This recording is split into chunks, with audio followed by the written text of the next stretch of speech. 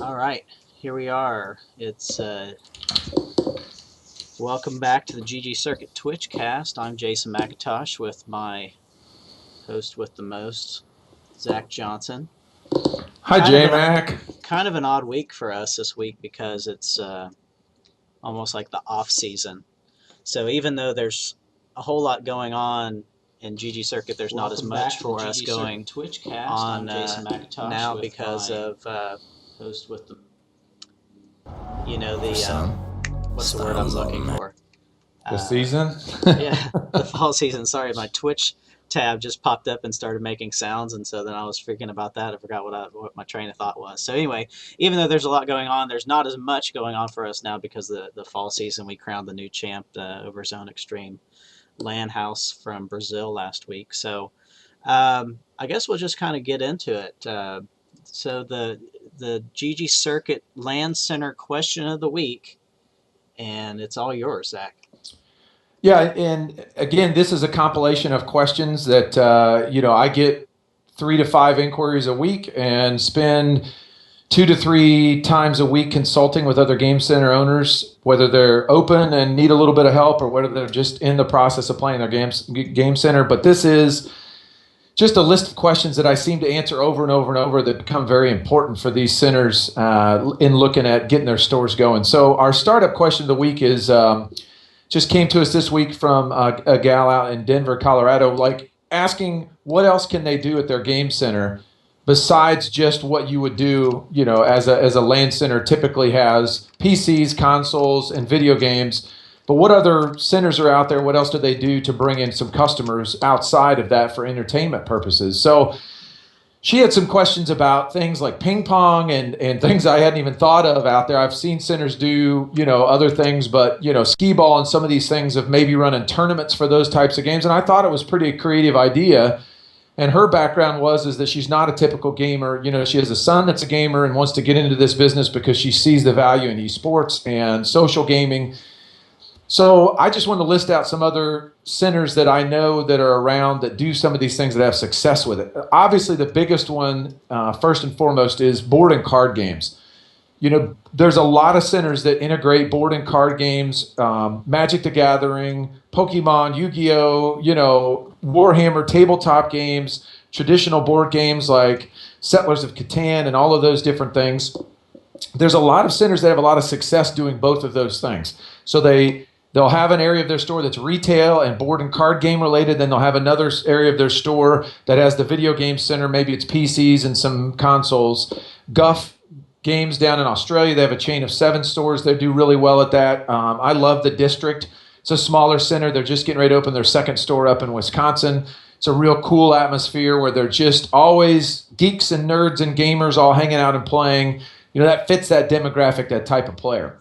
Now, some centers take it to another extreme and start putting in arcade games, pinball machines, some bigger things like that. What you got to be careful on with that is, number one, if you charge for it, it puts you as an arcade, and that's a whole nother ball of wax that you've got to deal with when it comes to regulations, local authorities, state authorities, rules on amusement, and gambling, sometimes gets thrown into there because of the slot machine type arcade cabinets. So not as many people do that, but there are ones that do some of those things. We personally did that, and I'll talk about that in our tip of the week for existing centers, but we had a DDR machine for the longest time, and it really was a nice little feature in our store to add in to allow those players to hop up and take a break and play some DDR. We'll talk about some problems with some of these things in a minute, but there were some problems that came from that over time. But, those sort of things give you a variety. Now, you could take it to a real big extreme and do something like Galaxy Gaming does up in South Dakota. I know there's an Area 51 laser tag down in Louisiana, and do a full-blown laser tag with a LAN center. And the nice thing about that, and we'll jump into some of these things, but you can share the front counter. You can have one check-in spot and run basically 2 different businesses in the same building. It's not necessarily, and again, I have not been in Max's store up in South Dakota, but I would imagine that it's not super integrated. You don't have the guys running around, the people sitting on PCs shooting people with guns and laser tag. it's a separate side of the building, and it's probably people coming and going between those. You could really do some fun stuff for a lock-in with that, though, where you go back and forth between the laser side.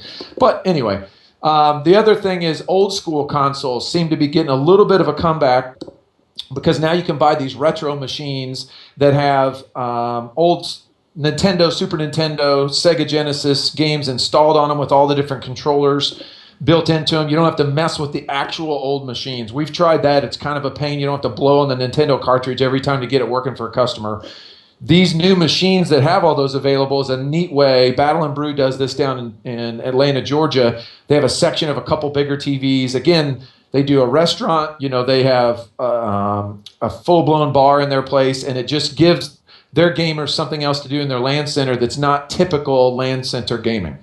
Negatives to some of this stuff, you got to be careful mixing this with the crowds. Like it's very, very difficult to, and we saw this, we tried some Warhammer. The Warhammer customers in our layout in eBash Terre Haute did not work. We weren't built for that. And so the front of the store had 3 or 4 tables with, and maybe just our Warhammer guys were this way, but I don't want to be stereotypical, but it was, older bearded guys that may or may not still live at home with mom and dad, and, that are coming in there that are not typically, a fully, I got to be careful, but it just wasn't a good image walking in the store and seeing this giant table of 3 or 4 older guys bent over playing, Warhammer, the tabletop game, and taking away from the rest of what we were, which was our core business. So you've got to be careful that those things mix.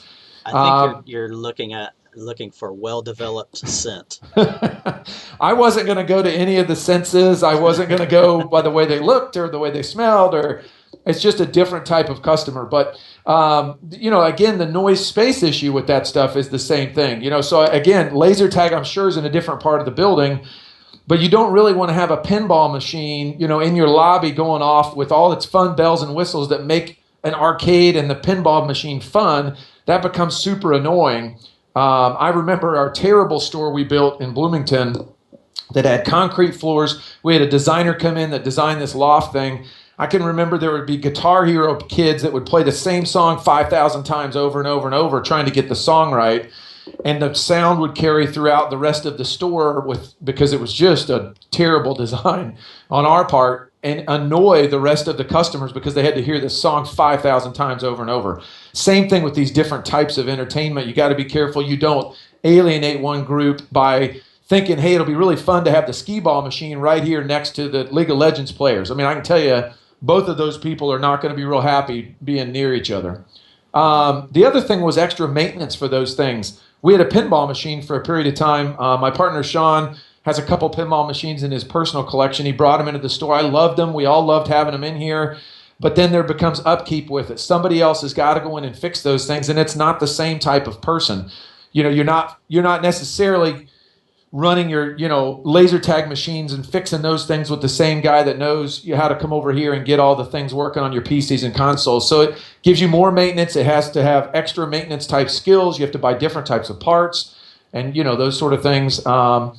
And, one problem with it, the last problem we'll talk on is that, they say this as a business mantra, but, you can do a lot of things good, but sometimes you should just focus on doing a couple things great. And so I don't want to, everybody to think I've got 20,000 square feet. I'll throw all this entertainment stuff in there and everybody will love it, because chances are the pinball machines will be broken. The pool table top will be ripped and not repaired. The PCs won't be updated. The Xbox games won't be loaded, and nobody's having a good time in the center. Even though you have all that stuff, you just can't keep up with maintenance on everything. So you're doing nothing really great.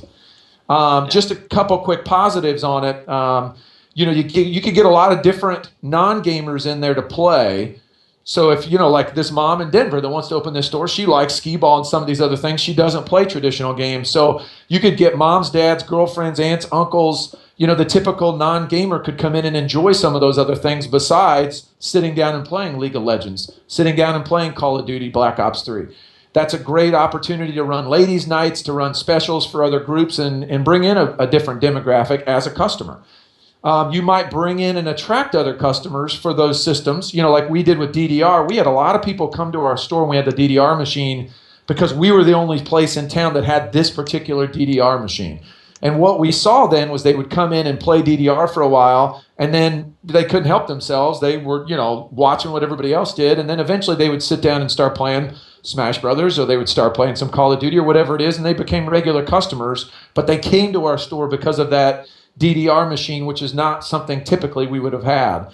And then obviously there's an advantage to running a couple different businesses like the laser tag and the video game center with a shared staff and a shared counter. My aunt and uncle have a bouncing barn with 2 to 12-year-old kids that run in and play in all these inflatables, and their front counter has this huge snack bar and whatever. And we've always talked about if we could split a lobby and have everybody check in, you would go off to the bouncing barn side and do your birthday parties, or there'd be the younger kids. You could go off to the other side and do the e-bash things, for the video game center side, but you would check in with the same staff, because the same staff can do both things.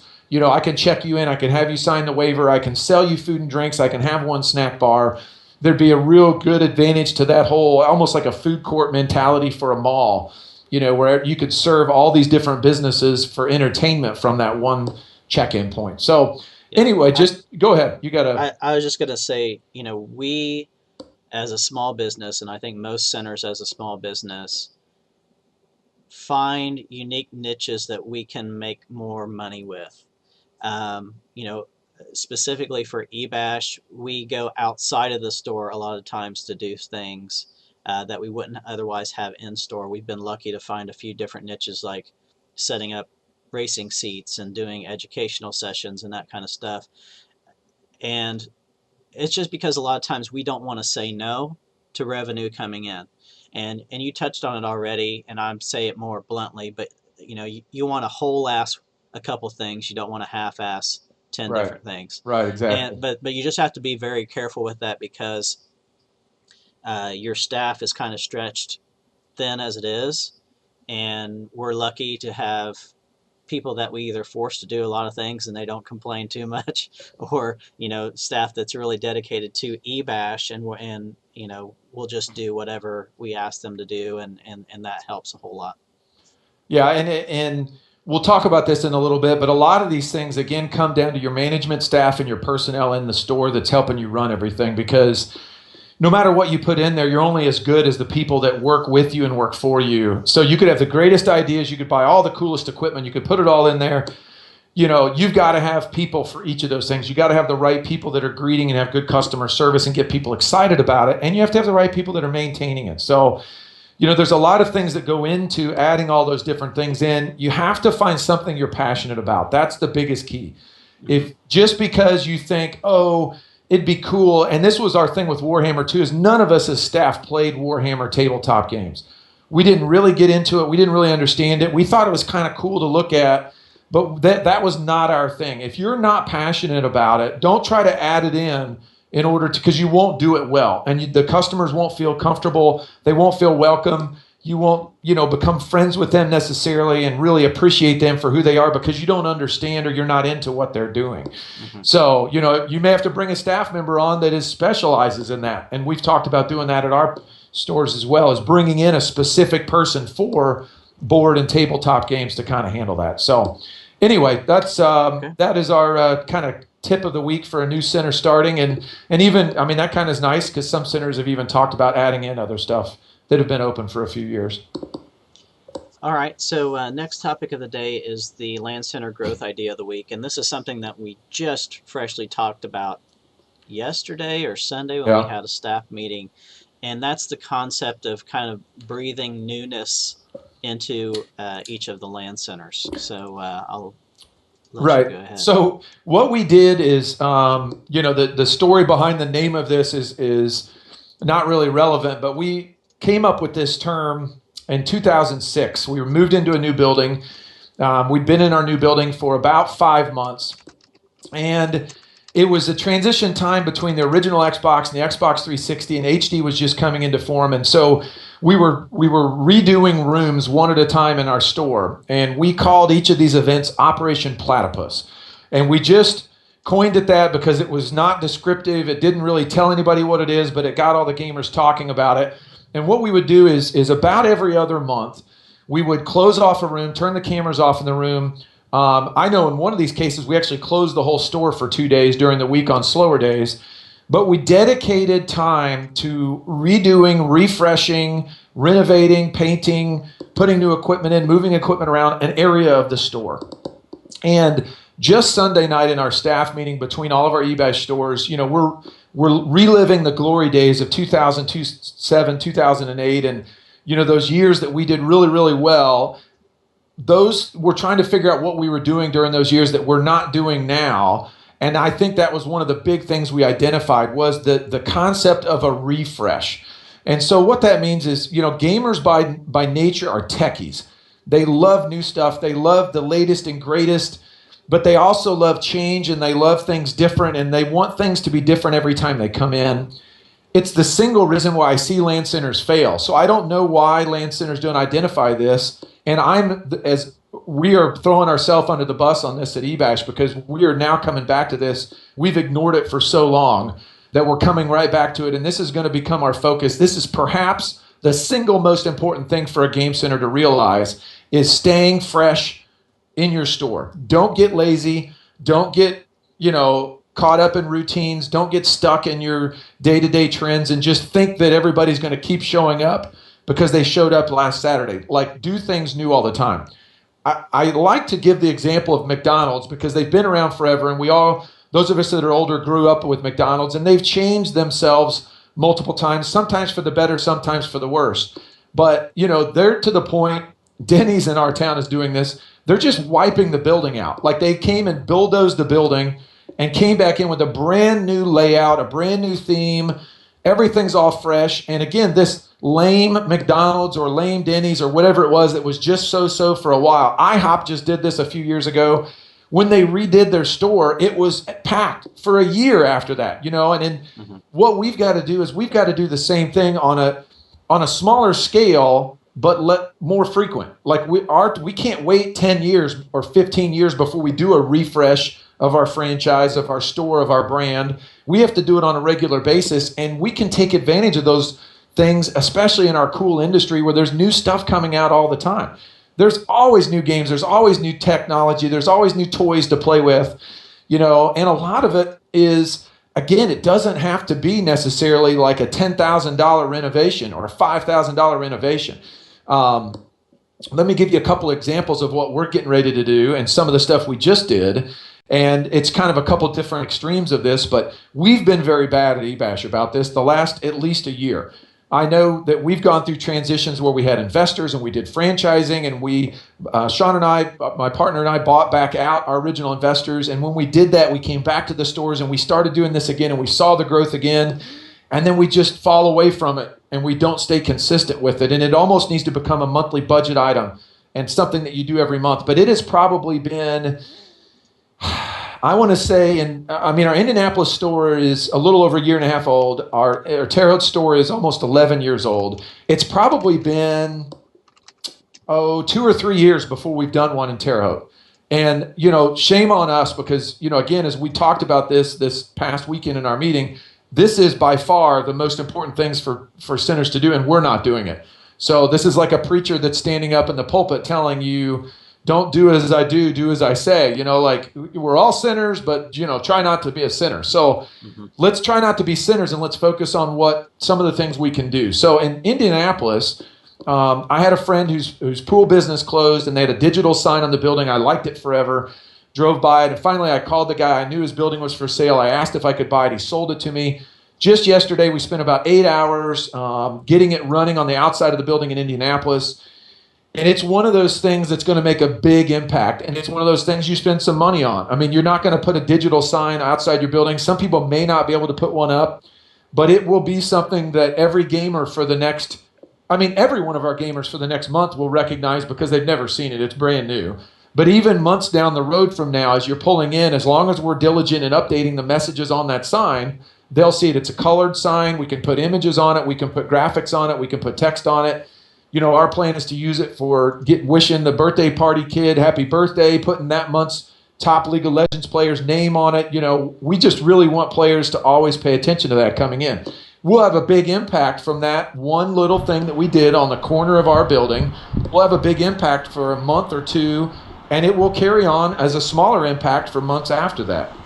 The flip side of that is that in Terre Haute, we're not going to spend a lot of money. We're getting ready to buy Black Ops 3. And last night, the manager in the Terre Haute store, Dustin, and I were brainstorming some ideas for rearranging the store to bring more Xbox Ones in an area, more PlayStation 4s in an area, and focusing the promotion of Black Ops 3 release and renovation, kind of moving around the store type of thing. So we're going to move some PCs out of an area, take a big wide open area that has 20 stations, turn it all into Black Ops 3 stations, and start running some Black Ops 3 friendly competitions during our lock-ins on the weekends. Now, sure, we're buying the games, but we were going to buy the games anyway. Obviously, there's certain things that are necessities for your store that forces you to refresh your store. If you're not buying the latest games, then you're definitely going to be out of business soon. So most of us do a pretty good job of staying up with the latest games. What we're doing is we're taking that process of buying those games and moving things around in the store and rebranding an area of the store. We'll pick up some fresh new controllers so that the thumbsticks are all like, we'll just focus on that little thing, spend a few $100, maybe do some painting, put some Black Ops 3 posters on the wall, and kind of theme that area Black Ops 3 related. We know it's going to be a big game. It's not we're not taking a shot in the dark. We're not going to go out and, think that Barbie Horsemaster is going to be the next greatest thing and theme an area Barbie Horsemaster. So, don't try to go too far outside of the lines, but at the same time, anything fresh, anything new, anything changed, anything different gives the players something to think about, something to look for. It's as funny as just moving stations from one room to another. All of a sudden, that room will become the room everybody wants to go sit in, or that area of the store. It could be buying 8 new chairs, just 8. Don't buy all new chairs for your whole store. Just buy 8 of them, put them in one area, and I guarantee you that area will become the hottest area for gamers, and they'll start getting used to that, on a monthly or bi-monthly basis. Like, what's new? What's fresh? We know the games are new, but, have you got new headsets? Have you got new monitors? Have you got new keyboards? Have you, put a blow dryer instead of paper towels in the bathroom? Just little stupid things that you don't think about.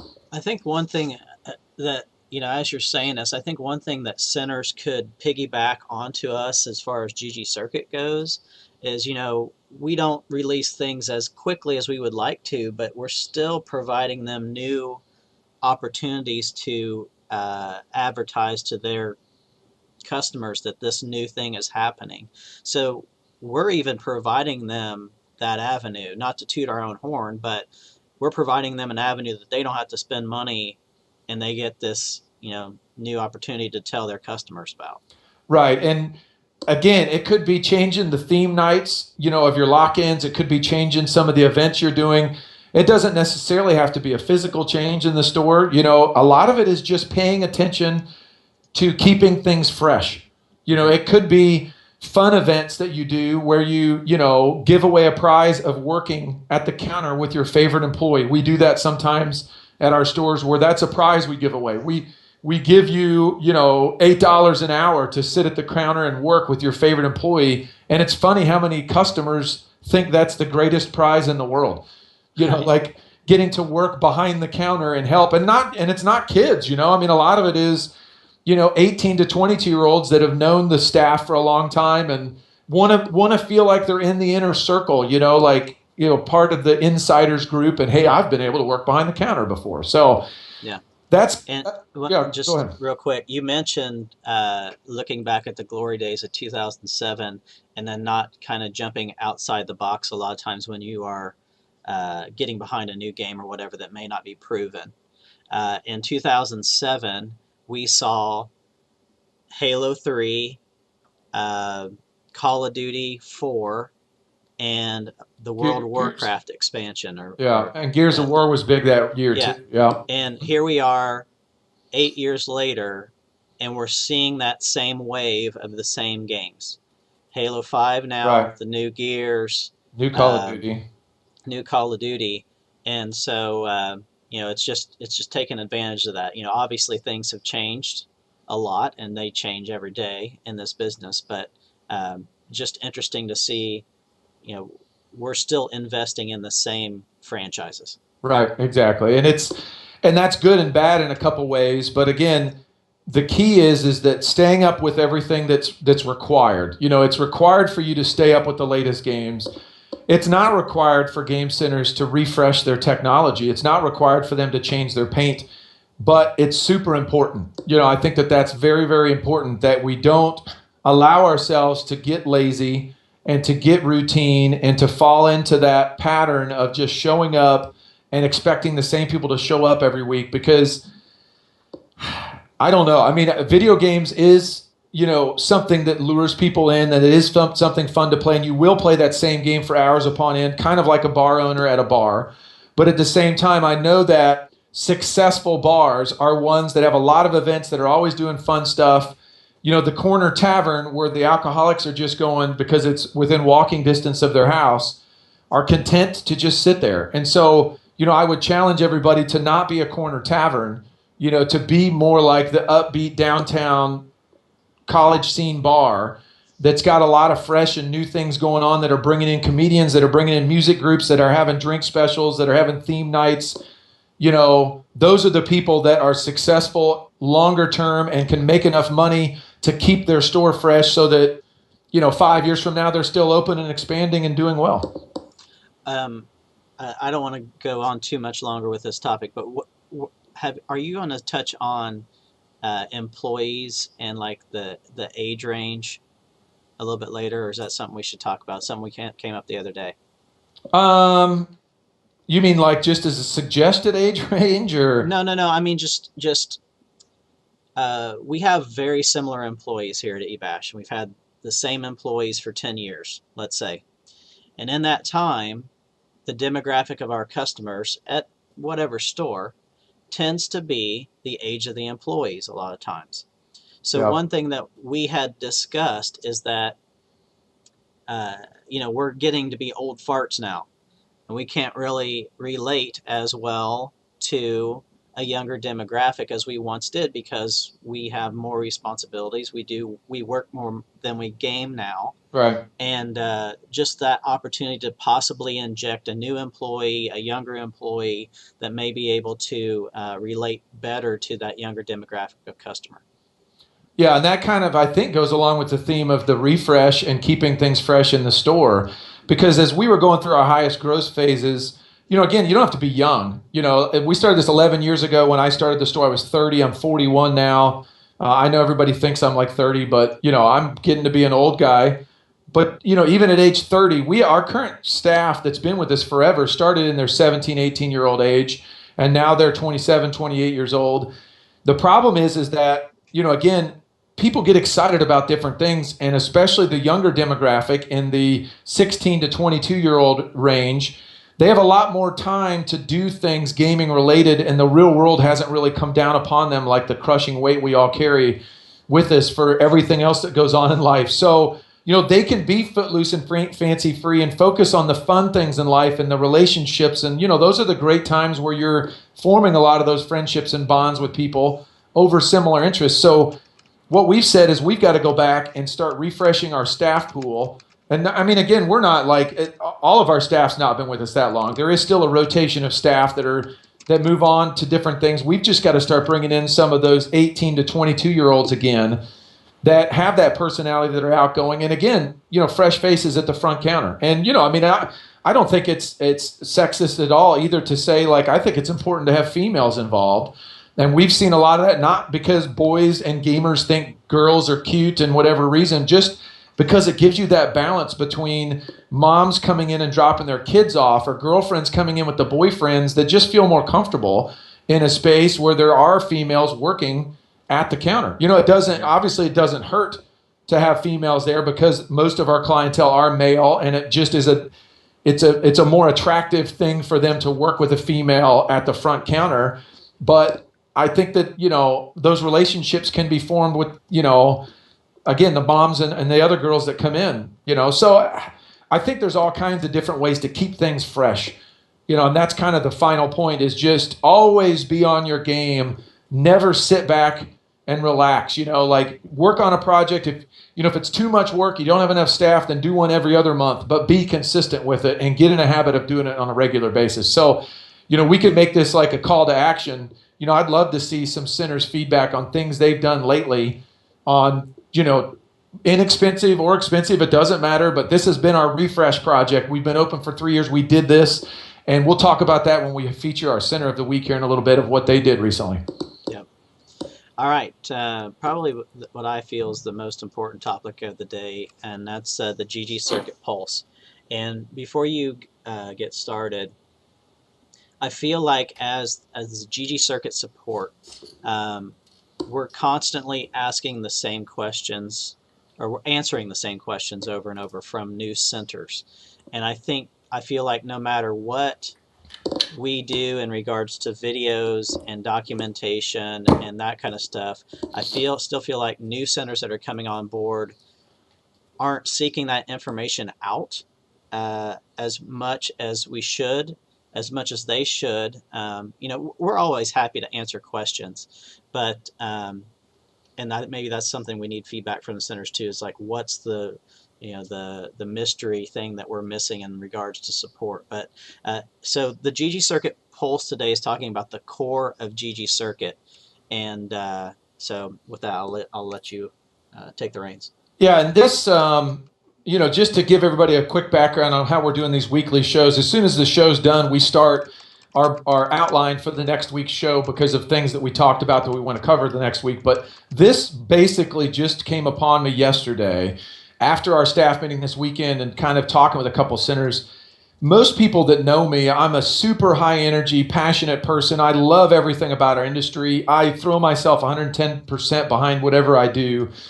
I work long hours. I'm up all night talking with centers all over the world. I get up early in the morning and more than I should pick up my phone, instead of taking a break. I mean, I live and die for this. And I think so I go through these roller coasters of emotions, and I went through a down over the weekend, and I was really bummed out because I just feel like we're missing the point of ggCircuit with many centers. And I want to cover that, in a positive aspect today, because I don't know that, especially with language barriers in these other countries and things, that people really understand what it is we're building here and how important this is for us long term as a group. Because it's to me, this is what I've seen in 11 years is the way that we're all going to make it big in the end. So the core of ggCircuit to me is the customers at the LAN center. To me, that is the core of ggCircuit, and the core of the LAN center business is the customers at the store. And I'm going to talk about that here in a little bit, but if we are just in this business to try to get $5 out of a guy walking in the door to sit down on our machines, whether they're in an event or whatever else, and then walk out the door, if that's going to be the core of our business and the bulk of our revenue, then we're fighting a never-ending battle that is never going to result in a huge profit margin for our stores. It is never going to be, it's not going to be pushing us in the right direction, because the key value for us is our customers. So if a customer has to pay to come into our store, which they all have to pay, and in order to do all these cool things, we have to charge them more and more and more, we're not going to get them to come in as much. And again, the value I feel like we have is the fact that we have a very key marketing demographic. We have a lot of younger age males, which is a huge brand loyalty market that a lot of these big companies are trying to reach early on to make sure they get them as part of their brand longer term. And I think that we have an opportunity to reach people in such an engaging way that a lot of other marketing and PR outreach that companies have as an option to them can't even come close to doing. And so I want to talk along those points and focus on a couple problems that I think we have from LAN centers today. So LAN centers today, here's what I'm just going to be blunt and honest in a lot of this stuff, and I'm not picking on anybody in particular, but I think LAN centers today are pompous assholes, a lot of them. Like a lot of them are just, we all think we're special. We all think we're awesome. We all think that we're just the best thing ever, and that there's no reason why people shouldn't be showering us with free prizes and things to represent their brand because we're so awesome and we have all these gamers coming to our store. And first thing I think is that we just all need to have a reality check, is that none of us are cool. None of us are big enough to make an impact by ourselves. And even some stores that have opened up multiple chains are still struggling to open the doors and to get the things that we feel like we should get, because we feel like, hey, we have this huge influence over gamers.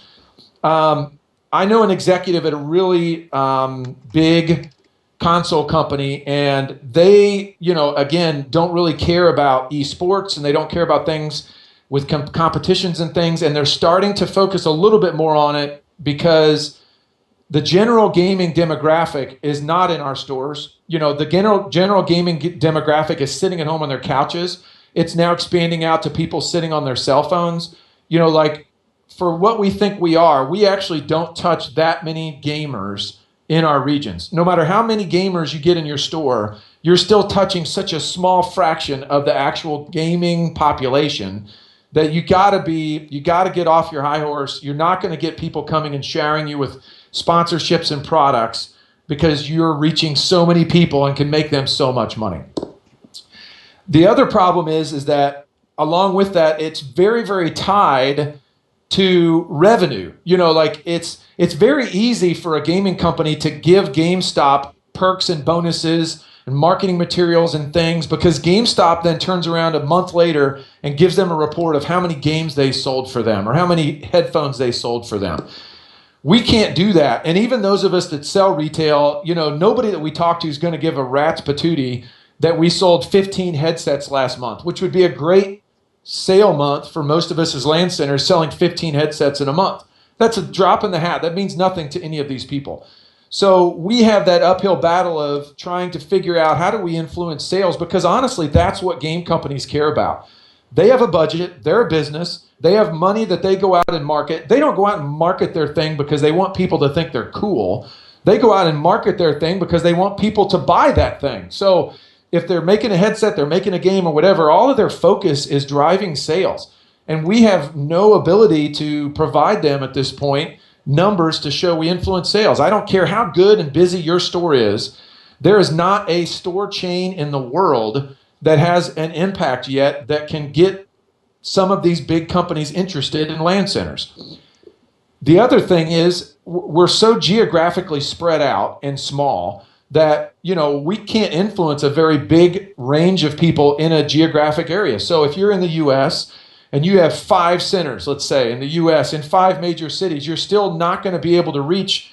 The United States is split into 9 different regions by the Census Bureau, and in order to reach the biggest population, I figured it out when we were looking at franchising, you needed about 27 stores to reach enough people to get attention from some of these companies here in the US. So nobody's close to doing that. Nobody's close to having a franchise model to do that. So we're still super far away from any of those things. And the fourth problem with LAN centers today I want to touch on is, and we talked about this with the refresh thing, is that by default, most owners and managers I've met are lazy. And, again, I don't know how much of that is because the industry is still infant and the policies and procedures and things aren't there. But again, why we're talking about why ggCircuit's here, that's another big reason, is that we want to be able to put things in front of gamers without so much work. If you're a Subway franchise, if you're a GameStop franchise or store manager, stuff comes from corporate and ships in and they tell you what to do. You unbox it, you do it, you put it up on the wall, you do that week's thing. It doesn't cause you to do a bunch of extra work. Really good LAN centers work their asses off right now. It is not an easy task. You cannot take this box, open it up, put a LAN center in a strip mall, hire a couple people to run it, and go back to your other life and expect that thing to do well. It's not going to happen. So there is not a cookie cutter model. There is not a book that you can buy. There's not a kit you can buy that's going to keep that thing running for you. You have to work your ass off and do all these things to keep it running. So again, those are all problems with LAN centers becoming successful long term. It's exhausting. It's high energy, it's fun, we all like the technology, but in order to make it long term, you have to be on top of your game all the time. You can't, look at the best game centers that people watch out there and go watch their Facebook pages, go watch their websites, go watch their Twitter feeds. They're doing stuff all the time. They're working their asses off. They've got new events coming up. They're making new deals with little people in their regions to do fun projects. They're partnering with Extra Life, doing fundraisers. You've got to be out in the community doing all this stuff all the time, and it's a lot of work. So the purpose of ggCircuit is to unify LAN centers. That was my goal, is that ggCircuit needs to unify LAN centers as one voice and take advantage of the core value of what we all have, and that is our players at our stores. And I want to be able to take this big group of LAN centers and represent them with these manufacturers and publishers and developers and advertisers and brands that have nothing to do with gaming, that just wants to reach our demographic and monetize our core value, which is our players at our centers. So that you don't have to have your source of revenue just be the guys that are walking in the front door handing you $5 or $10 to sit and play on your systems. I think that's super important because of the things we've talked about in this show so far, as far as different things to do, fun and exciting other entertainment options, things to keep players coming back in your stores, refreshing your equipment, refreshing your technology, refreshing your games. We really need to bond together and work together. And it's super difficult because there's so many, again, independent owners out there that have their own agendas, that want to do their own thing, that it's all about my center, my center, my center. And, a lot of times I just have to bite my tongue and say, okay, listen, do your thing, just stick with us, watch what's going to happen. And this is the thing that we're working for in the end. I don't know what the end game is going to be, but in the end here, there's either going to be a single store chain that has 200 centers, 500 centers, 1,000 centers around the U.S., around the world, or there's going to be an organization like ggCircuit that manages to unify these things, again, through software, so it's automated, and we have the controls in place to be able to provide all these things without a lot of extra work for the centers. It's one of those two things. That's the only way it's going to happen. If it does not happen, then centers are going to continue to open and close over time, and who knows if it's ever going to become a real industry. So those are the routes we have to go. We feel like we're going to be going, obviously I believe in the ggCircuit model. I believe in independent owners, just like bars all over the world, have to worry about beer distributors and the beer companies getting their beer to them, but they're in charge of their own bar. They're in charge of their own hours. They're in charge of their own ways that they do things, but they could not exist without that supply chain and organization of the beer manufacturers and the beer distributors producing that product for them at a price that they can make a profit on. Because it just doesn't make sense without that organization pushing everything down. Not that I want ggCircuit to be a beer distributor, but that's the example that I was thinking of that maybe might make more sense to a lot of these people. Sure, we have stats. Sure, we have leaderboards. Sure, we have prizes. That's not the core. That's what's pushing us to the core, which is trying to get to the players and utilize the players' value to get more stuff sent to the centers to drive more players into the centers. It's a chicken before an egg type of thing. The other thing is, obviously, most of these, I'll use Ignite for an example. I didn't want to use a lot of personal examples, but I'll use Ignite in Chicago. They have a great relationship with SteelSeries. They have that relationship because the North American headquarters for SteelSeries is in Chicago, because Sam and Max and those guys up there, they worked their butts off for a year and a half, I think, going back and forth with meetings with those guys and pitching them on or whatever in their city, getting that SteelSeries sponsorship. And, that's not going to happen everywhere. That's not reality. That's because of that unique situation they were in, and they were able to keep meeting face to face, knocking on the door, bringing their players and their employees into play and see the center. We need a unified voice talking to these people representing all of us, because these companies don't have time to mess with each one of us individually. If I sent them a list of 40 good ggCircuit LAN centers, let's say to SteelSeries, and said, I think you should support these 40 LAN centers, please contact all 40 of them. Or if I said, here, would you mind if I gave all 40 of these centers your contact, and all of a sudden these people got 40 emails from LAN centers all over that wanted these different things and wanted to work with them with sponsorships, it's such a turnoff for them. They don't want to mess with that at all. They want somebody to come in and say, listen, I represent 40 LAN centers.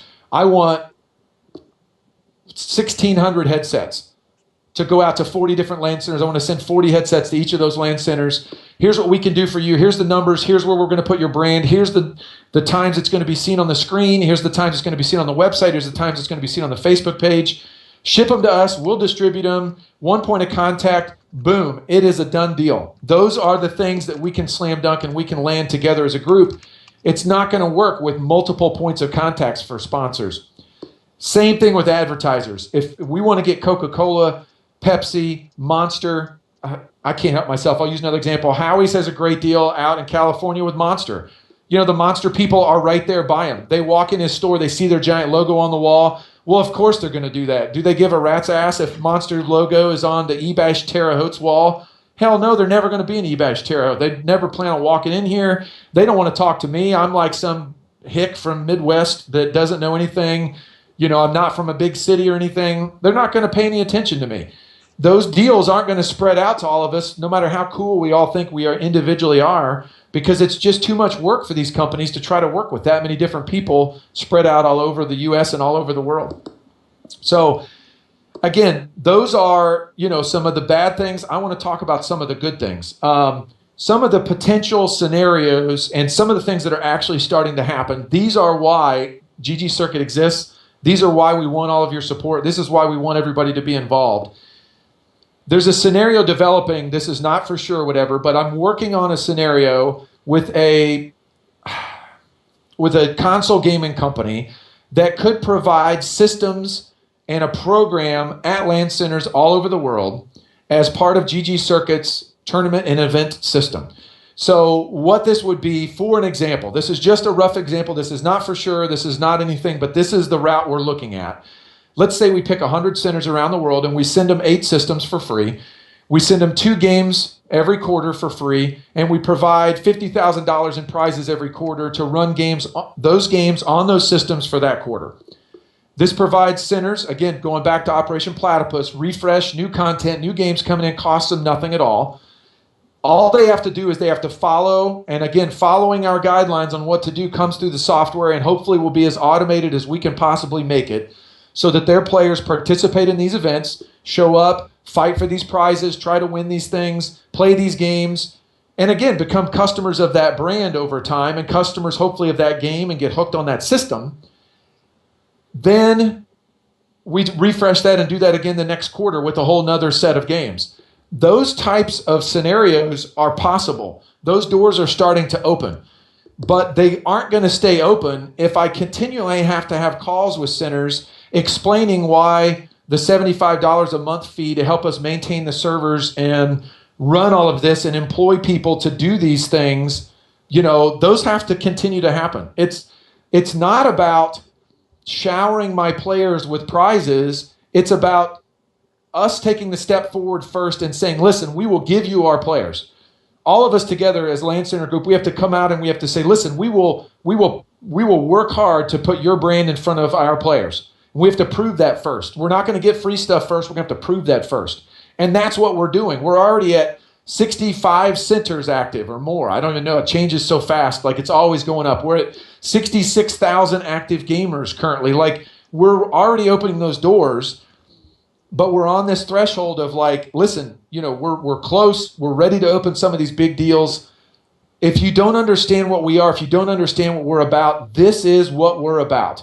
We're about representing everybody as a group, taking all of our gamers as one unified group and one unified event system, one unified tournament system, and putting that out there and making that available for sponsors and advertisers. The one thing that I will touch on before I finish up is we do have something in the works that is going to happen, and this is going to be globally. Depending on the games and depending on the regions and the servers, we're going to be able to put a lot of keys and codes and things available for gamers in all of the centers from a global standpoint that's going to cost all the centers nothing. That's a huge deal. That's a big deal. That's something that's coming. That will, I won't promise on a time. Again, it's a thing that is opened up, is available to us. And so we will be able to, on a Tuesday, release 500 keys for a new game that the centers from your store or the players from your store will be able to go in from the skin right on the desktop, be one of the first 500 centers to claim one of those for, you know, some small amount of coins, and it'll email them the code, and boom, they're available to go play that game. They're available to get that in-game item. You know, it's something super exciting that I think is, again, we're at the beginning stages of a console gaming company deal. We're middle to late stages with this deal for keys in-game and keys for a full versions of a game or alphas or betas of a game.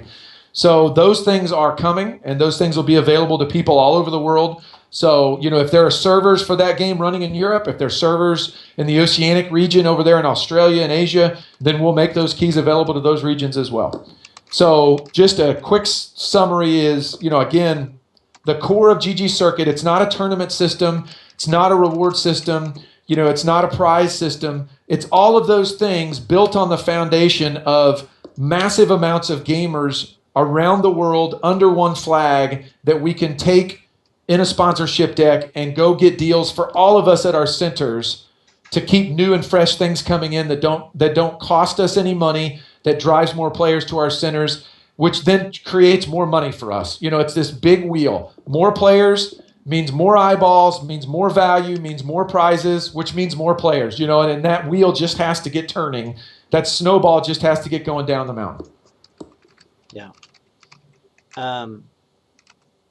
So the next topic is the ggCircuit tip of the week, I believe.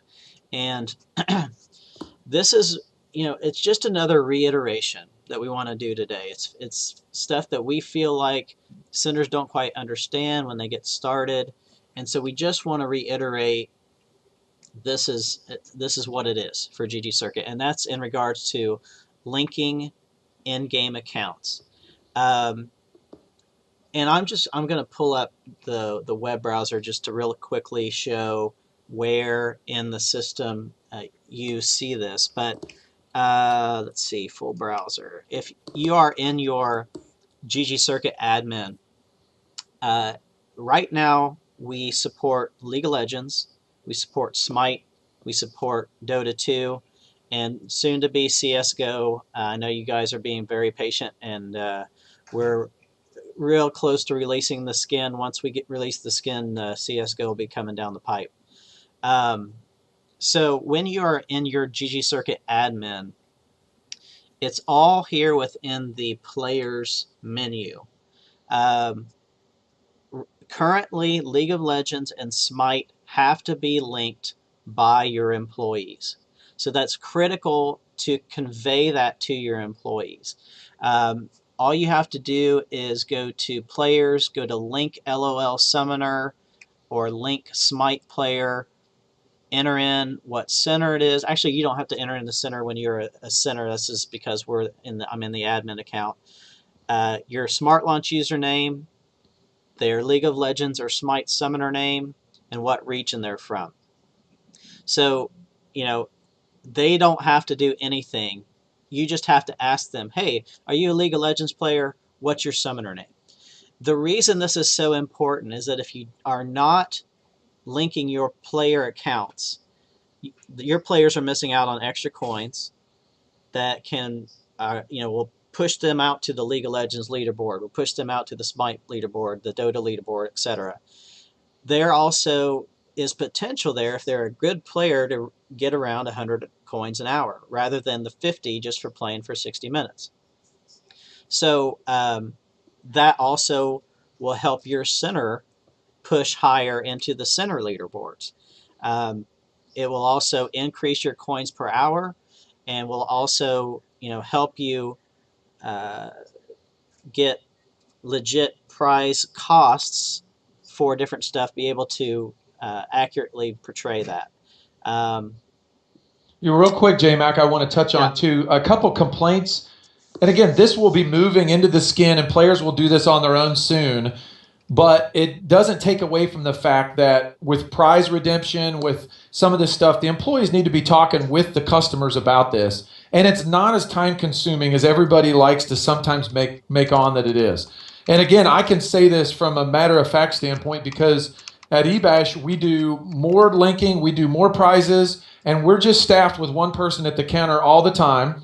We have 100 stations in our store, so I feel like we're a bigger center than a lot of them out there. So I can't ever bring myself to understand why some people are like, well, this takes so much time. Like, I understand when you're busy. Don't necessarily think you have to do it right then when that person is in front of you. You have a line at the counter. If it's a busier time, obviously you don't take an extra 3 minutes to link their summoner name right then. But a pro tip that I wanted to share that Dustin came up with at our eBay store is with Smart Launch, you can grab a screenshot or you can watch their screen from the front counter. So you go through a line of 10 people and you don't have time to link them all. They go back and sit down and they log in at their PC. Just from the front admin, right-click on their station, view their screen through VNC if you can, or just get a screenshot of it, and you can grab their in-game name right off their screen that way. You don't have to have their permission to do it. We're not stealing their passwords or anything else. We're just tracking their stats. Yeah, we're helping the players. Right. So just do those little extra steps when it's slower. Walk around with a piece of paper. You get everybody checked in, and you're walking around the store doing a walkthrough. Take a little pad of paper with you. Be like, hey, have I linked your League of Legends name yet? Let me help you do that real quick. Again, It's interaction. It's good for the customers to talk with the employees and the employees to talk with the customers anyway. So I just want to make sure we talked about that too. If a customer came in, checked in, and immediately sat down and got into a game, you've still got a window of 30, 40 minutes before any match would be done.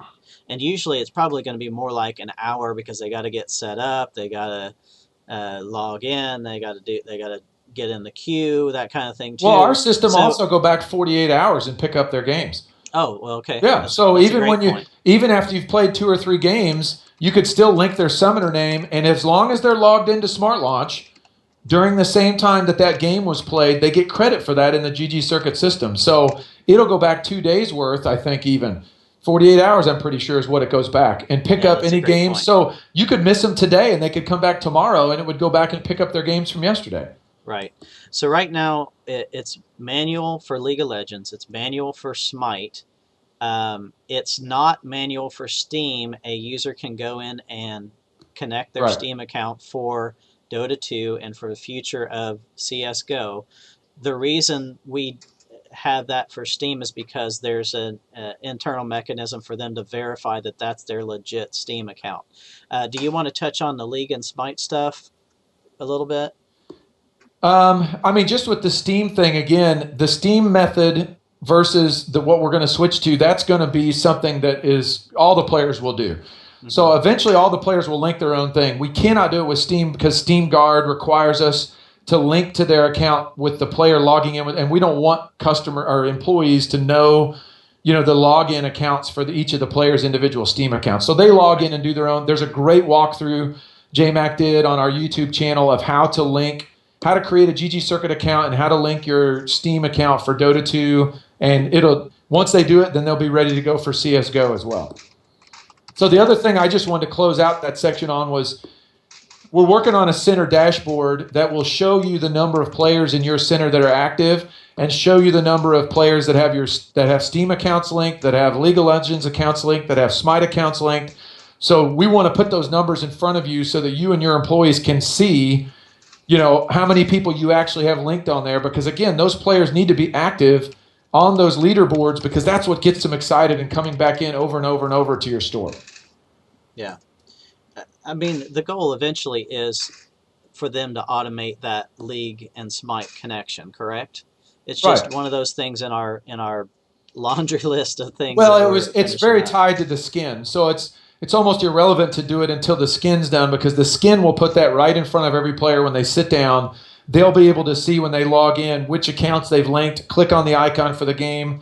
It'll take them to the website, right, where they can link their account themselves. So a lot of it is the fact that it's all kind of pending the release of the skin. So, all right, we've got to hustle through a couple of these things here. Okay. Well, next up is, and I'm switching over to the Overzone graphic, is the ggCircuit Center Spotlight for today, which is Overzone Extreme LAN House, the winner of the fall season. So we're going to try to do one of these a week, I think. Just highlight one of the active centers in ggCircuit and talk about the things that they're doing that we appreciate and the things they're doing well.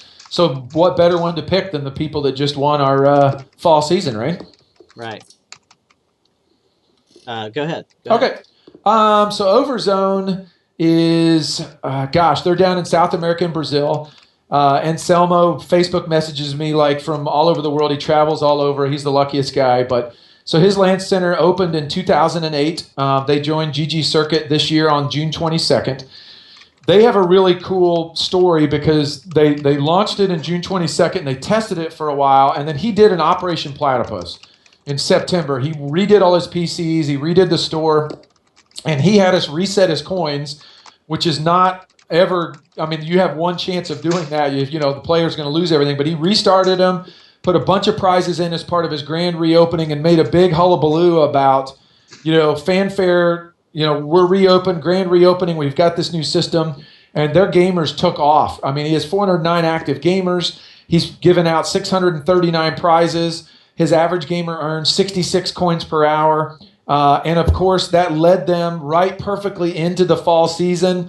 And you could see that train just was rolling down the tracks. And most of the weeks until the end, he dominated everybody, until his center got busy enough where it was, because the way the handicap system works, you have to up yourself every week through the season. So, but he held on and won it. Just a quick player spotlight. Their number one gamer, Vinicius Rodriguez, right? Is that how you say that, J Mac? I think so. Probably Vinicius. Vinicius Rodriguez. Rodriguez only ranks 478th globally all time, but that's because they're a new center. So I looked at his ranking in October, and he's 18th globally in October, their number one player down there. So, all of these centers, again, as we move into seasons and we move into leaderboards that are on different time periods, will show you how your players are stacking up versus the world. So, winner of the fall season, one of the most active centers, obviously, in South America. It's a new region for us. And their number one gamers ranked 18th in the world, which is pretty awesome. So the last few things that we want to do here, we're obviously going to announce winners here in a bit, but we wanted to take a look at the top players from the fall season in each of our supported games. So obviously the biggest game support in ggCircuit is League of Legends. For the fall season, no surprise that PC Gamers is very much up there in regards to the number of players that they have come and play League of Legends at their store. But surprisingly for me, there was 4 Golden Gun Gaming players from Albuquerque, New Mexico that were in the top 10 gamers for the fall season in League of Legends, and they ranked second in the centers.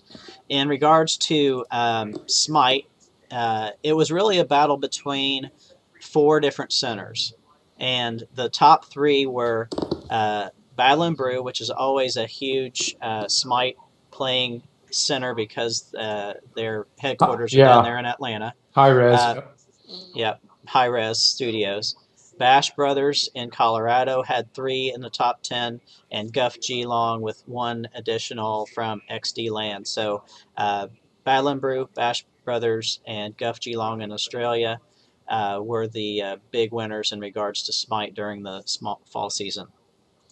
And in Dota 2, it kind of a surprise to me, but it talks a lot about how Dota 2 is very saturated in South America. Huge.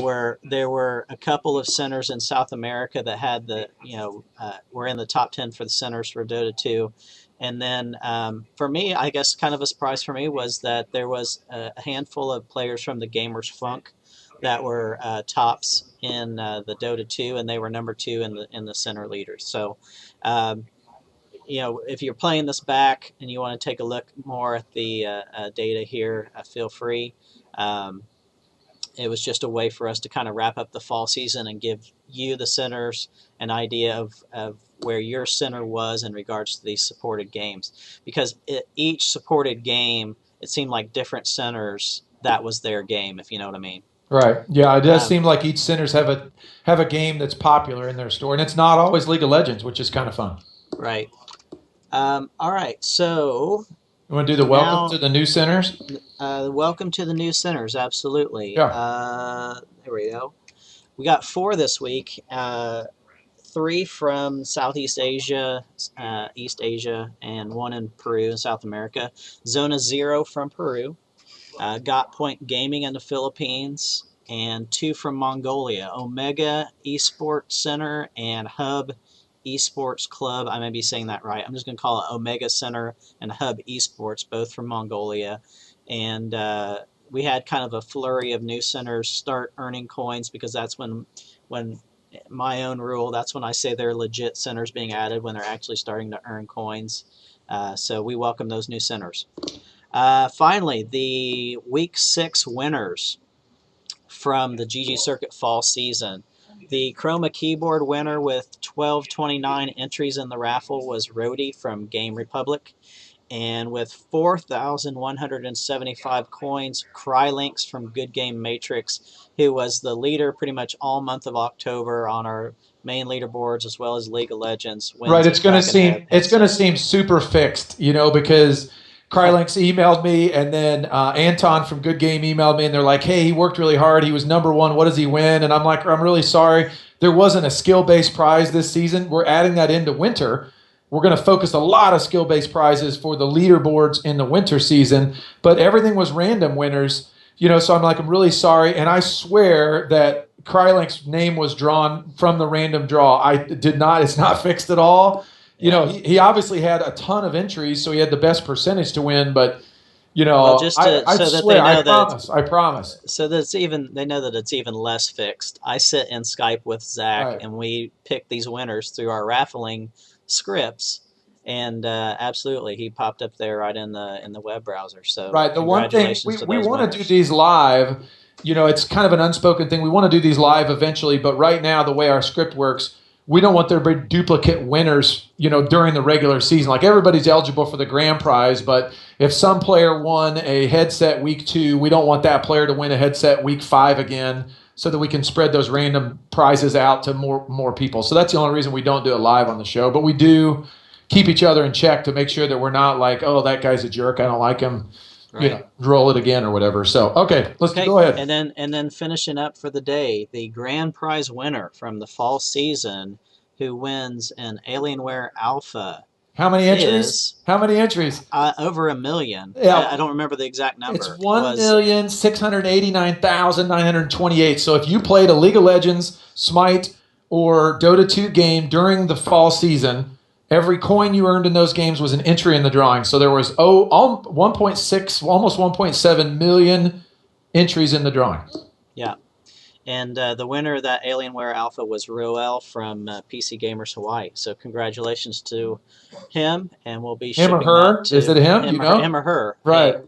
Hey, right. Shame on me. We'll be sending that to Devin over at PC Gamers, and we hope you enjoy it. And with that, that is the show for the day, and we'll see y'all next week. See you later. Okay, bye bye. Bye.